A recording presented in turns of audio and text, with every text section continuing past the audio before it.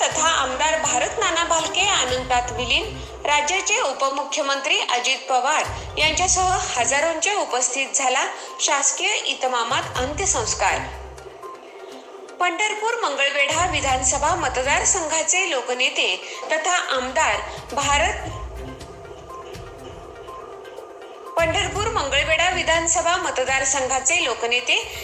आमदार भारत नाना भालके आज शनिवारी अनंतात विलीन झाले. शासकीय इतमामात अंत्यसंस्कार करताना त्यांना मानवंदना देण्यात आली. यावेळी राज्याचे उपमुख्यमंत्री अजित पवार, पालकमंत्री दत्तात्रय भरणे, आमदार प्रणितीताई शिंदे, आमदार प्रशांत परिचारक, आमदार संजय मामा शिंदे, माजी खासदार धनंजय महाडिक, आमदार यशवंत माने, माजी आमदार दीपक साळुंके, दामाजी कारखान्याचे चेअरमन समाधान आवताडे, मनसेचे जिल्हा संघटक दिलीप धोत्रे, जिल्हाधिकारी मिलिंद शंभरकर यांच्यासह पंढरपूर, मंगळवेढा, सांगोला, मोहोळ आणि अन्य तालुक्यातील हजारोंची उपस्थिती होती.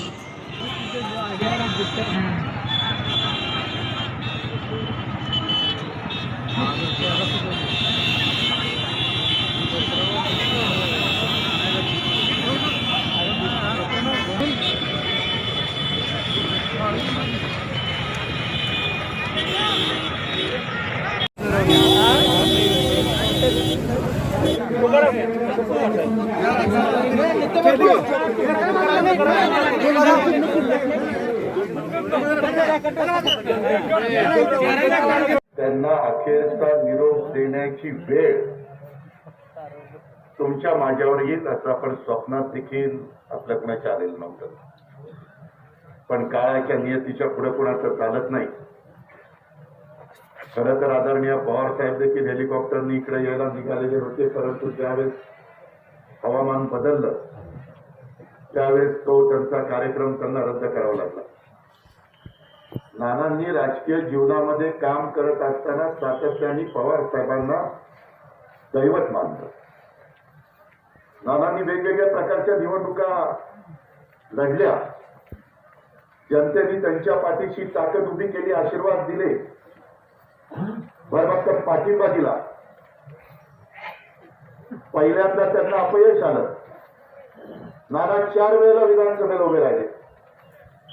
पहिल्या वेळेस त्यांची खून वेगळी होती, दुसऱ्या वेळेस वेगळी होती, तिसऱ्या वेळेस वेगळी होती, चौथ्या वेळेस वेगळी होती. परंतु नाना जनतेमध्ये नाळ जोडला गेलेला नेता होता, लोकनेता होते. आणि त्याच्यामुळं त्यांनी हॅट्रिक ह्या मतदारसंघाची, पंढरपूर मंगळवेढा मतदारसंघाची केली. आता प्रयती विधिमंडळातील माझे सहकारी तिने सांगितलं त्या प्रकारे खरोखरीच नाना ज्यावेळेस सभागृहामध्ये उभे राहायचे त्या पिंड ऑफ सायलेन्स व्हायचा.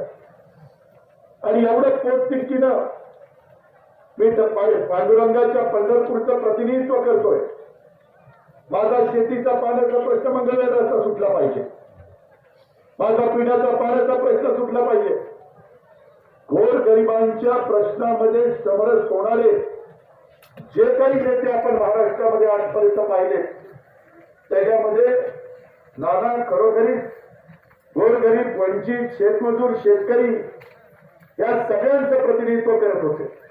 एक रांगडे व्यक्तिमत्व, परंतु मनाने अतिशय हळवं. गेले अनेक वर्ष काम करत असताना कुठल्याही कामाच्या संदर्भामध्ये हक्काने माझ्याकडे येणार आणि सांगणार तर आम्हाला काही माहित नाही, हे काम झालं पाहिजे. ज्याचा उल्लेख मागाशी धनंजय महाडिकांनी सुरुवातीला त्या ठिकाणी केला. अशा प्रकारचं नानांचं काम आणि सतत कामाचा त्या ठिकाणी तुकडा पडेपर्यंत पाठपुरावा करणं, अशा पद्धतीचे नाना. करोना झाला, परंतु नानांच्या भाषेमध्ये सांगायचं म्हटलं तर त्या करोनाला पण डोके पछाड करून नानांनी परतून लावलं. आम्ही त्यांचे साक्षीदार. परंतु त्याच्यानंतरच्या काळामध्ये पुन्हा काही आजार उद्भवले आणि त्याच्यामध्ये शेवटपर्यंत रुबी हॉस्पिटलमध्ये डॉक्टरांनी प्रयत्नाची शिकस्त केली. कालच पवार साहेब संध्याकाळी तिथं हॉस्पिटलमध्ये जाऊन डॉक्टरांशी बोलले, परंतु असं कधी वाटलं नाही की आज महाविकास आघाडीच्या सरकारला 1 वर्ष पूर्ण होत असताना या सरकारला भरभक्कम पाठिंबा देणारा आमचा एक भारदस्त सहकारी, आमचा अतिशय चांगला लोकनेता, तो त्या ठिकाणी आम्हाला सगळ्यांना सोडून, तुम्हाला सोडून जगात निघून जाईल असं कुणालाही वाटलं नव्हतं. परंतु ती वेळ आपल्यावर आलेली आहे. इथं काही सुतोवाच काही माझ्या सहकार्यांनी केला. मी आपल्या सगळ्यांना सांगू इच्छितो की आम्ही सगळेजण महाविकास आघाडीमध्ये काम करतोय आणि माझ्या मंगळवेढा, माझा पंढरपूर हा मतदारसंघ आहे. या मतदारसंघ नानांच्या गेल्यामुळे पोरका झाला आहे, परंतु सरकार या मतदारसंघाच्या पाठीशी उभं आहे. पवारसाहेब असतील, मी स्वतः असेल, माझे राष्ट्रवादी काँग्रेस पक्षाचे सहकारी असतील, आम्ही तुम्हाला एकटं कधी त्या ठिकाणी लावून देणार आहे. हा शब्द मी आजच्या नानांच्या श्रद्धांजलीच्या निमित्तानं त्या ठिकाणी देतो.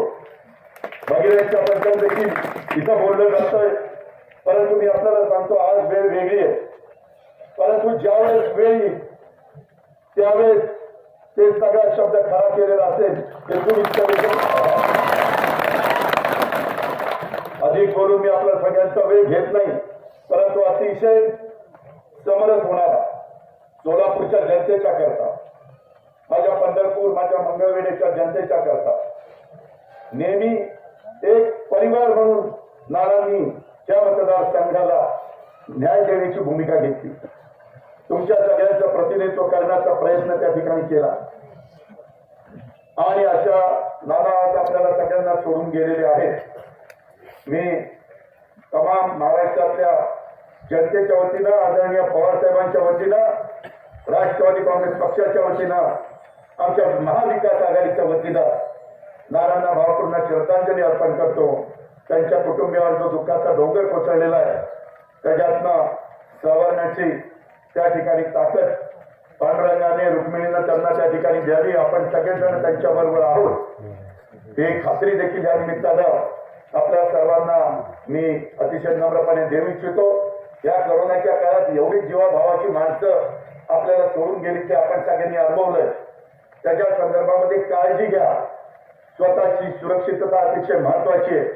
परिवाराची सुरक्षितता त्या ठिकाणी नीटपणे कशी खेळता येईल याबद्दलचा प्रयत्न करा. हे पण मी स्पष्टपणे तुम्हाला सगळ्यांना सांगू इच्छितो.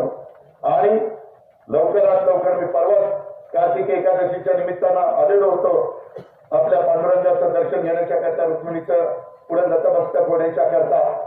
नेहमी अनेक वर्ष तिथं त्या परिसराचे आमदार या नात्याने जे मुख्यमंत्री येतील, जे उपमुख्यमंत्री येतील, मंत्री येतील, आमदार येतील, त्या सगळ्यांचं हसतमुख स्वागत करण्याचं काम भारताला भारतीय त्या ठिकाणी करायचे.